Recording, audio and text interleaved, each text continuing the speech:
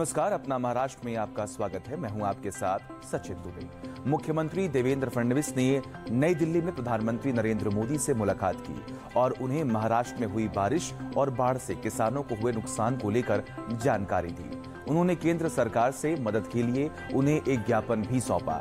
PM ने आश्वासन दिया कि हम महाराष्ट्र के किसानों के साथ पूरी दृढ़ता से खड़े रहेंगे।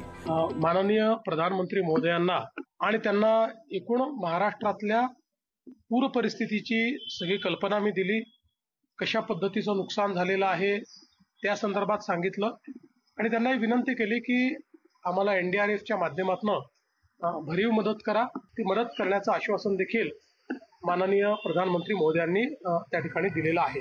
इसके अलावा मुख्यमंत्री ने पीएम के साथ महाराष्ट्र में डिफेंस कॉरिडोर, गढ़चिरौली में स्टील उत्पादन के लिए रियायतें, दहिसर में एयरपोर्ट अथॉरिटी ऑफ इंडिया की साइट के हस्तांतरण और ईज ऑफ डूइंग बिजनेस के संदर्भ में महाराष्ट्र सरकार द्वारा उठाए जा रहे कदमों पर विस्तार से चर्चा की। प्रधानमंत्री नरेंद्र मोदी फिनटेक शिखर सम्मेलन के लिए 8 और 9 अक्टूबर को मुंबई आएंगे, जहां वो नवी मुंबई हवाई अड्डे और मेट्रो 3 परियोजनाओं का उद्घाटन भी करेंगे। वहीं दूसरी ओर मुख्यमंत्री देवेंद्र फडणवीस जलगांव पहुंचे, जहां उन्होंने बाढ़ प्रभावित किसानों से मुलाकात कर उन्हें राहत देते हुए कहा कि भारी बारिश से प्रभावित क्षेत्रों के किसानों को उनके नुकसान के लिए पर्याप्त मुआवजा दिया जाएगा और नियमों के कारण नहीं होने दी जाएगी। सीएम ने जलगांव पहुंचकर जिले में भारी बारिश से अलग अलग इलाकों के प्रभावित किसानों से बातचीत की। मुख्यमंत्री ने कहा कि प्रभावित किसानों को चिंता करने की जरूरत नहीं है।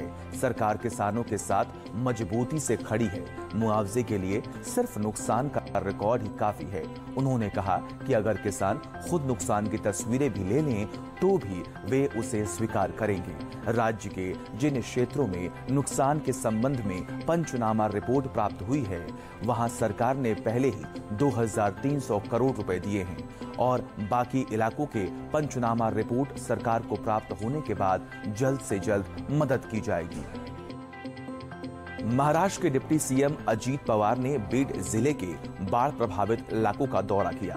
राज्य के मराठवाड़ा क्षेत्र के बीड और उसके अलावा कई जिलों में इस सप्ताह के शुरू में भारी बारिश, फसलों और आवासीय संपत्तियों की बड़े पैमाने पर तबाही हुई है।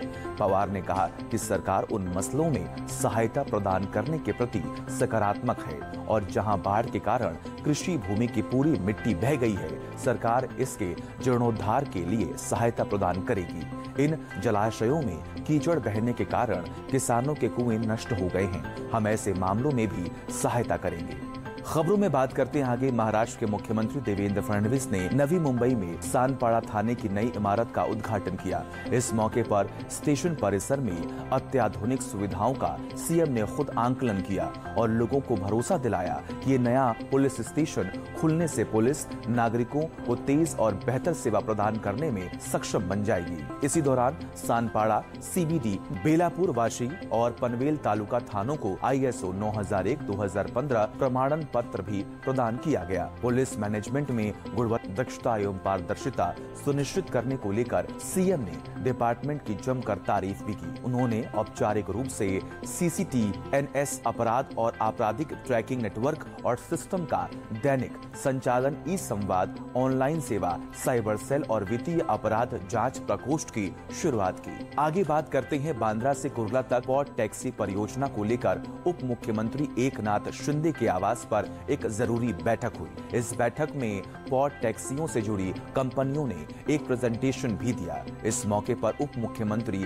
एकनाथ शिंदे ने कहा कि पॉड टैक्सी प्रोजेक्ट देश का एकमात्र ऐसा प्रोजेक्ट है और इसे एक आदर्श प्रोजेक्ट के रूप में लागू किया जाना चाहिए। बांद्रा से कुर्ला तक 8 किलोमीटर की दूरी में पॉड टैक्सियों के लिए 33 स्टेशन हैं। पॉड टैक्सी के शुरू होने से प्राइवेट व्हीकल के मालिकों की संख्या को कम करने में मदद मिलेगी और बदले में ट्रैफिक भी इलाके से कम हो जाएगा।